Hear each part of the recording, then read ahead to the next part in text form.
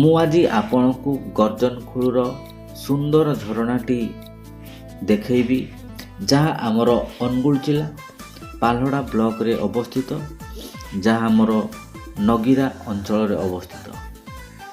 ସେଠାକୁ ଯିବା ପାଇଁ ଆମ ସମସ୍ତ CRCC ଏବଂ ABO ସାର୍ ଏବଂ BRC ସାର୍ ସମସ୍ତେ ମିଳିତ ଭାବରେ ଆମେ ବାହାରିଥିଲୁ ଏବଂ ନିଷ୍ପତ୍ତି ନେଇଥିଲୁ ସେଇ ଗର୍ଜନଖୋଲରେ ଥିବା ଯେଉଁ ଆମର ରହସ୍ୟ ଗୋଟେ ରହିଛି ତାହା ସତ୍ୟ ନା କ'ଣ ତାକୁ ପ୍ରମାଣିତ କରିବା ପାଇଁ ଆମେ ସମସ୍ତେ ନିଷ୍ପତ୍ତି ନେଇ ବାହାରିଥିଲୁ ଯେ ପ୍ରକୃତରେ ଏହି ଗର୍ଜନଖୋଲର ଗୋଟେ କାହାଣୀ ରହିଛି। ଯେ କୁହାଯାଏ ଏଠିକି ରାତି 12ଟା ପରେ ଜଣେ ଅଜଣା ଝିଅ ଝରଣାର ଧାରକୁ ଆସି ସେ ଗୀତ ଗାଏ ଏବଂ କୁହାଯାଏ ଯେ ସେ ଜଣେ ରାଜକୁମାରୀ ଏବଂ ସେଠି ସେ କୌଣସି କାରଣରୁ ଆତ୍ମହତ୍ୟା କରିଥିଲା ଏବଂ ତାର ଆତ୍ମା ରାତି 12ଟା ପରେ ଆସି ସେଠି ଗୀତ ଗାଏ ଏବଂ କୁହନ୍ତି ମଧ୍ୟ ଯେ ସେ ଆତ୍ମା କେବେ କାହାରି କୌଣସି କ୍ଷତି କରିନାହିଁ। ସେଥିପାଇଁ ଆମେ ମନ ବିଡ଼ିଥିଲୁ ଯେ ସମସ୍ତେ ଆମେ ରାତି ରହି ସେ ଆତ୍ମାକୁ ଦେଖିବା ଏବଂ ତାଙ୍କର ଗୀତ ଶୁଣିବା। ମନରେ ତ ମୋର ବହୁତ ଆଗ୍ରହ ଥାଏ ଯେ ମୁଁ ଆତ୍ମାକୁ ଦେଖିବି, ପ୍ରକୃତରେ ଆତ୍ମା ଦେଖିବାକୁ କେମିତି। ପାହାଡ଼ ଘେରା ଜଙ୍ଗଲକୁ ଆମେ ଅତିକ୍ରମ କରି ପରିଶେଷରେ ପହଞ୍ଚି ଯାଇଥିଲୁ ସମ୍ପୂର୍ଣ୍ଣ ନିମ୍ନ ଭାଗରେ ଏବଂ ସମସ୍ତେ ଏକାଠି ହେଇଥିଲୁ ଯେଉଁଠି ଆମର ରୋଷେଇ ହେଇଥିଲା ଏବଂ ଭୋଜି ବ୍ୟବସ୍ଥା କରାଯାଇଥିଲା। ସେଇଠି ଆମେ ସମସ୍ତେ ପହଞ୍ଚିଥିଲୁ।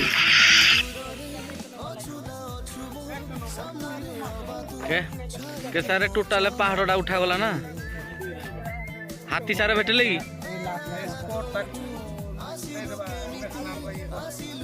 आपण हाथी भेटले कि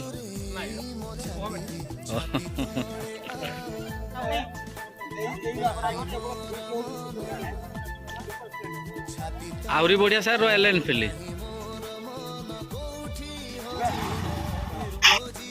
पुणी एठू बाहरी जाइथिलु आमे लक्ष्यस्थल पहुँचवा आमर आगु सार जड़े रोषेईर व्यवस्था करते सेठी आपण गले देखिए जे क्यों सार आमर रोषेई दायित्व थे से किपर भाव रोषेईर समस्त व्यवस्था करते समस्त जस्ट आम पहुँचवा तांकर कार्यकलाप को आपण मैंने देखने किपर आम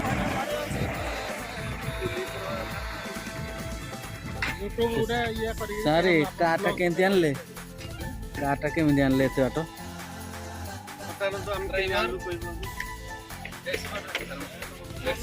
सार कहूँ आम तो बाइक रे आसी पार्लुनी भलिया जागा को आपण केमती आसिले कार रे सर कहतु केमती आसिले आपण दीर्घ 20 वर्ष ड्राइविंग 17 वर्ष हलानी एरा चाकरी करछि 17 वर्ष भितर मोर ड्राइविंग एक्सपीरियंस हला 24 वर्ष ड्राइविंग एक्सपीरियंस ना रास्ता आपण परिचित बोली आइले रास्ता पूरा परिचित सर हरिओम रास्ता परिचित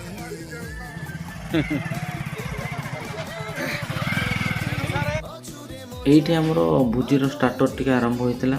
स्टार्टर थिला हमर चना ड्राई सार हमर करथिले पकोड़ा चिकेन पकोड़ा एवं पांपड़ थम्स अप ता सहित समस्ते नहीं आउ किछि मध्य करथिले आपण माने देखिबे वीडियो माध्यम रे।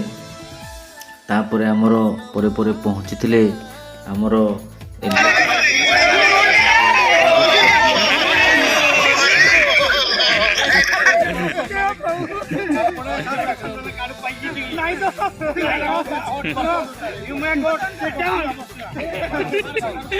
हारे जाऊँ कथा सारे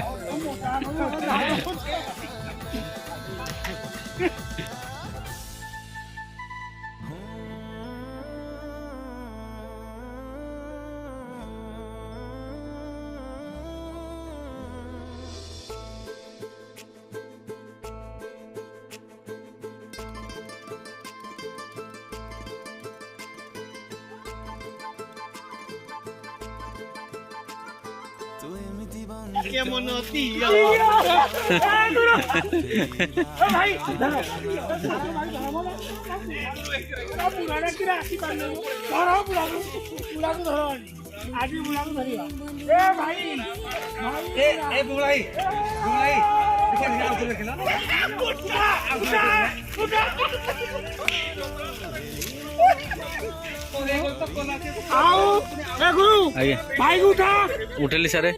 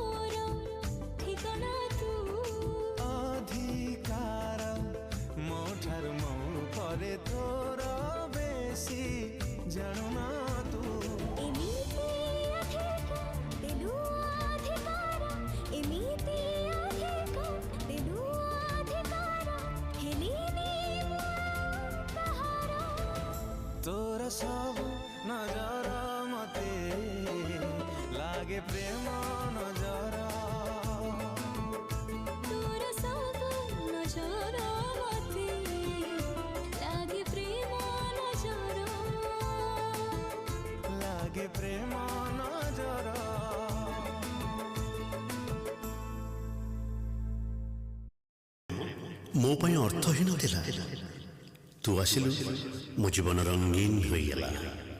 ମୋ ଚାରିପାଖେ ପ୍ରଜାପତି ଉଡ଼ି ବୁଲିଲେ, ସବୁ ଋତୁ ଫଗୁଣ ଫଗୁଣ ଲାଗିଲା। ଫୁଲ ବିଛେଇ ହିଁ ପଡ଼ିଲା ମୋ ଆଗରେ, ନିଃଶର୍ତ୍ତରେ ଆଶ୍ରୟ ଦେଲୁ ତୋ ଛାତିରେ। ତୋରି ପାଇଁ ପ୍ରେମରେ ହଉଛି ଜୟ।